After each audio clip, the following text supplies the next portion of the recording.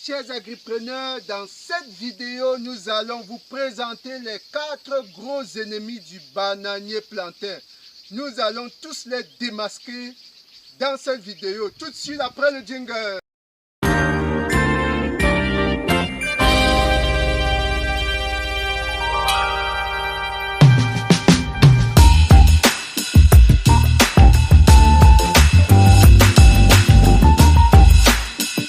Une fois de plus, salut chers agripreneurs. Si vous regardez cette chaîne pour la première fois, moi c'est Roméo Lado, agripreneur, apiculteur, motivateur, coach.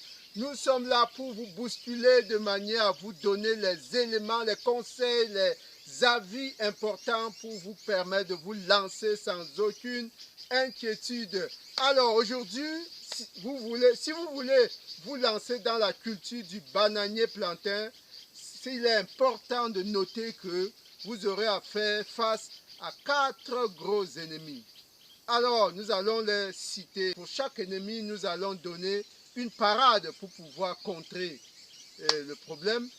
Et le 4e ennemi va vous faire peut-être sourire, mais il est très subtil, il est bien présent, il faut en tenir compte. Nous commençons tout de suite. Le premier ennemi, c'est les charançons et les nématodes. Alors, si les nématodes ne sont pas visibles à l'œil nu, les charançons le sont. Par contre, parce que nous allons le visionner dans cette boîte, on a pu les piéger. On va vous montrer à quoi ressemblent les charançons. La caméra peut approcher. C'est tout simplement ces insectes que vous voyez bouger là. Ils ressemblent un peu aux charançons du maïs. Ils sont très nuisibles et ils fonctionnent de la manière suivante. Tout simplement, vous regardez ce tronc de bananier, ils vont pondre à l'intérieur, ils essaient de pondre dans le bulbe, de manière justement à permettre aux petits insectes de se développer et finalement de rendre le bananier très fragile. Le moindre vent sera donc capable de balancer vos bananiers par terre. Voilà donc le premier ennemi. Pour pouvoir donc résoudre le problème de charançon et de nématodes, nous vous proposons la solution suivante. Si vous voulez donc planter vos rejets de bananier plantain et les préserver contre les attaques de nématodes de charançon, il faut passer par la prévention. Il faut faire le pralinage, la désinfection de ces rejets. Nous avons fait une vidéo précédente. Vous pouvez fouiller dans la liste de nos vidéos. Il y a une vidéo précédente, n'est-ce pas, qui vous montre comment faire la désinfection. À défaut d'utiliser ces rejets désinfectés, vous pouvez utiliser simplement les pifs de bananier plantain, les plants issus de fragments de tige qui sont sains depuis leur fabrication. Alors, nous passons au deuxième ennemi qui n'est rien d'autre que la cercosporiose. Approchez pour qu'on voit à quoi ressemble la cercosporiose. Nous voyons plutôt ses effets. Vous voyez ces feuilles bananiers jaunâtres. Ce sont les effets du champignon qu'on appelle, de la maladie qu'on appelle cercosporiose, n'est-ce pas? Ce champignon se cache en dessous du feuillage et commence à attaquer la feuille. Elle prend des couleurs jaunâtres et finit finalement par se nécroser. Et le bananier ne se nourrit plus normalement et ça vous amène effectivement une perte en rendement. Comment traiter donc, comment venir à bout de la cercosporiose?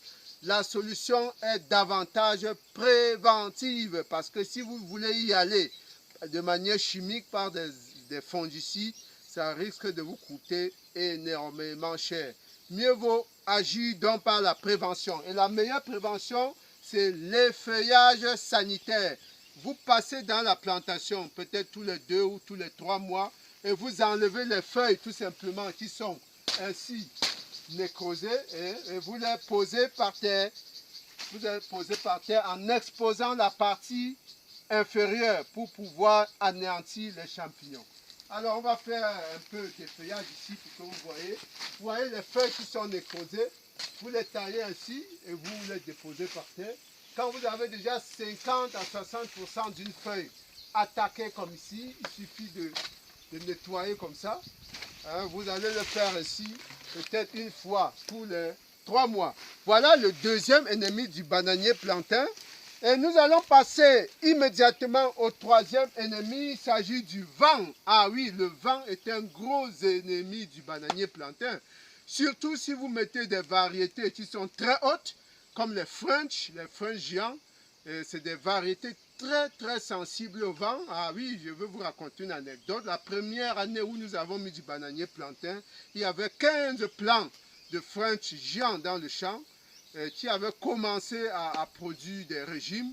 Et dès que le premier vent est passé, tous les 15 régimes étaient par terre à cause du vent. Donc ça fait perdre énormément. C'est pourquoi il est préférable dans les zones où il y a trop de vent de mettre plutôt des variétés qui ont des tailles moyennes. Cela vous permet justement d'éviter des pertes dues au vent. Une autre manière, n'est-ce pas, de s'affranchir des effets du vent, c'est de faire du tutorage. Et nous allons faire un exemple de tutorage. Le tutorage se fait à l'aide des piquets de hauteur considérable.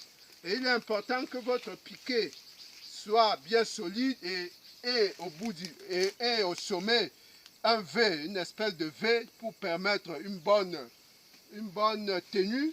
Et voilà par exemple un pied de bananier plantain que nous allons tutorer, n'est-ce pas? Vous voyez, vous le positionnez ainsi, n'est-ce pas? Un peu comme un contrefort. Cela permet justement, n'est-ce pas, d'immobiliser. Vous voyez, quand je fais bouger ce bananier, il vient contre ce tuteur et il n'est plus aussi fragilisé que cela. Et il y a des cas où on peut être amené effectivement à mettre 2 tuteurs. Quand on a des régimes assez solides, il faut mettre jusqu'à 2 tuteurs pour pouvoir se préserver des effets du vent. Alors, voilà comment on peut positionner le deuxième tuteur. Et là, notre bananier est définitivement sécurisé. Mais alors, si vous ne disposez pas des tuteurs, des piquets solides, comment vous pouvez faire? Il y a une deuxième possibilité d'utiliser l'aubanage. Il y a des cordes solides comme ça dans le marché pour vous permettre, n'est-ce pas, de tutorer vos plants. Comment ça se passe? Il vous faut pour cela une petite échelle. À défaut, nous avons une échelle de fortune ici. Et vous allez attacher la corde bien au-dessus, presque au-dessus du photon. Et vous dirigez cette corde-là sur un autre bananier. Vous voyez, j'espère que la caméra va pouvoir montrer cela. Vous dirigez cela sur un autre bananier dans le sens contraire de l'orientation du régime. Vous venez donc vous attacher sur un autre bananier de manière, n'est-ce pas, à le rendre complètement insensible au vent. Alors, quand vous avez fait cette attache, vous voyez que votre bananier est sécurisé également. Vous pouvez mettre 2 tendeurs comme ça, de manière, n'est-ce pas, à pouvoir protéger votre bananier contre le vent. Là, c'est dans les zones où vous n'avez pas accès au piquet. Vous pouvez utiliser cette méthode de tendeur là. Voilà donc pour le troisième ennemi. Nous passons au quatrième ennemi. Ah oui, je vous disais que le quatrième ennemi va vous faire sourire. Et il s'agit de quoi? Le quatrième ennemi du bananier plantain, c'est tout simplement les voleurs. Les voleurs, ah oui, ne riez pas, ça existe. Oui, les voleurs. Généralement, quand vous mettez votre plantation sur pied, il y a des gens qui rôdent tout autour. Ils attendent seulement quand c'est prêt pour venir, n'est-ce pas, récolter. Et ils vous précèdent toujours, c'est-à-dire ils vous maîtrisent, ils maîtrisent quand vous récoltez. Et ils viennent toujours avant vous. Ils viennent toujours avant vous, c'est-à-dire que si vous récoltez le lundi, ils s'arrangent à venir peut-être samedi ou dimanche, ils récoltent avant vous. Quand vous venez, vous ne trouvez rien. Vous trouvez qu'ils ont sélectionné les meilleurs régimes. Nous avons été témoins des promoteurs qui ont abandonné complètement leur champ parce qu'ils étaient toujours précédés par des voleurs. Voilà, ça c'est un élément qu'il faut prendre en compte. Comment donc résoudre ce problème de vol de plantain? Il faut probablement, l'une des solutions, lorsque la plantation est d'une grande importance, c'est de mettre des gens sur le terrain. Il faut une présence. À défaut, il faut mettre un gardien. Ça ne peut pas éviter le vol à 100%, mais au moins, ça vous permet de limiter la catastrophe. Chers agripreneurs, si cette émission vous a plu, abonnez-vous, cliquez sur le bouton rouge qui se trouve en dessous de la vidéo pour soutenir notre production. Très bientôt, nous allons produire une grosse émission sur le compte d'exploitation du bananier plantain. Ça coûte combien de mettre un hectare sur pied? Très bientôt, nous allons vous partager cette expérience. Merci d'avoir regardé. À très bientôt. Merci.